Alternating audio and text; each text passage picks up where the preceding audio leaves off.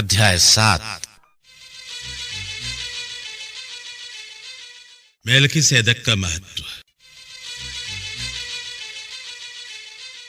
जब इब्राहिम राजाओं को हराकर लौट रहे थे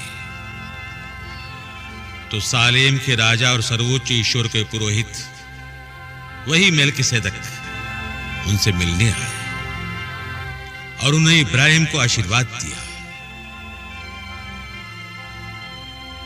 इब्राहिम ने उन्हें सब चीजों का दशमांश दिया। मेल्कीसेदक का अर्थ है धार्मिकता का राजा। वो सालेम का राजा भी है, जिसका अर्थ है शांति के राजा। उनके न तो पिता है, न माता और न कोई वंशावली। उनके जीवन का न तो आरंभ है और न अंत। वो ईश्वर के पुत्र के सदृश हैं और वो सदा पुरोहित बने रहते हैं। आप इस बात पर विचार करें कि मेल्कीसेदक कितने महान है। कुलपति इब्राहिम ने भी उन्हें लूट का दशमांश दिया।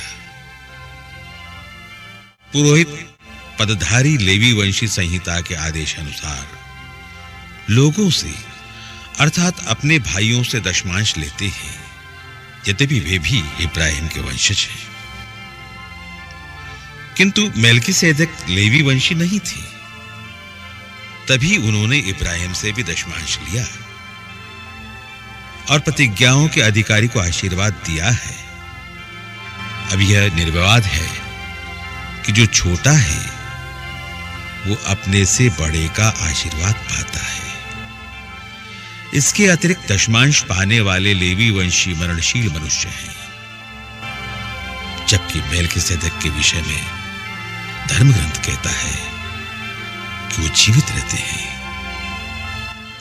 यह भी कहा जाता है कि दशमांश पाने वाले लेवी ने इब्राहिम के माध्यम से दशमांश दिया है, क्योंकि जब इब्राहिम से मेल्कीसेदक की भेंट हुई तो लेवी एक प्रकार से अपने पूर्वज इब्राहिम के शरीर में विद्यमान थे। मसीह मेल्कीसेदक की तरह सदा पुरोहित बने रहेंगे। इजरायली प्रजा को लेवियों के पौरोहित्य के आधार पर संहिता मिली थी। यदि इस पौरोहित्य के माध्यम से पूर्णता प्राप्त हो सकती थी तो यह क्यों आवश्यक था कि एक अन्य पुरोहित की चर्चा की जाए जो हारून की नहीं बल्कि मेल्कीसेदक की श्रेणी में आ जाएगा। पुरोहित्य में परिवर्तन होने पर संहिता में भी परिवर्तन अनिवार्य है। जिस पुरोहित के विषय में ये बातें कही गई हैं वो एक अन्य वंश का है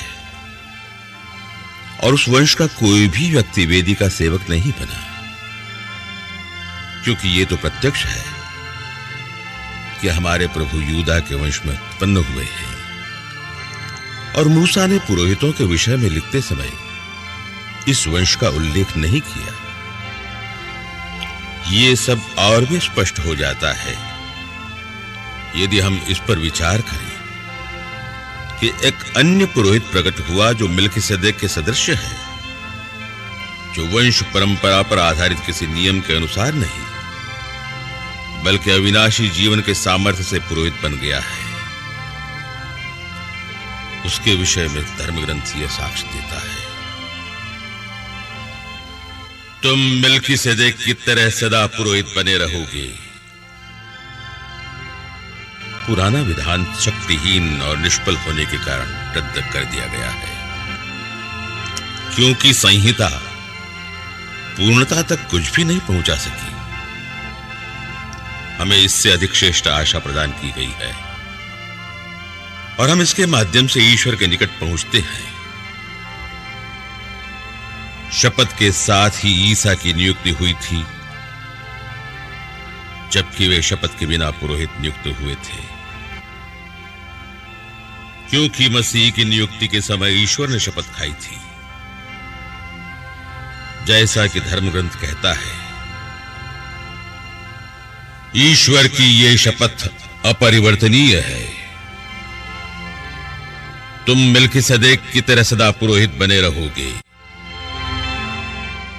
इस प्रकार हम देखते हैं कि ईसा जिस विधान का उत्तरदायित्व लेते हैं वो कहीं अधिक श्रेष्ठ है।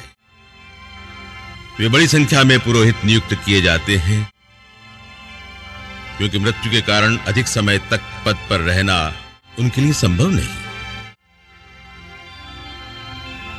ईसा सदा बने रहते हैं, इसलिए उनका पौरोहित्य चिरस्थायी है। यही कारण है कि जो लोग उनके द्वारा ईश्वर की शरण लेते हैं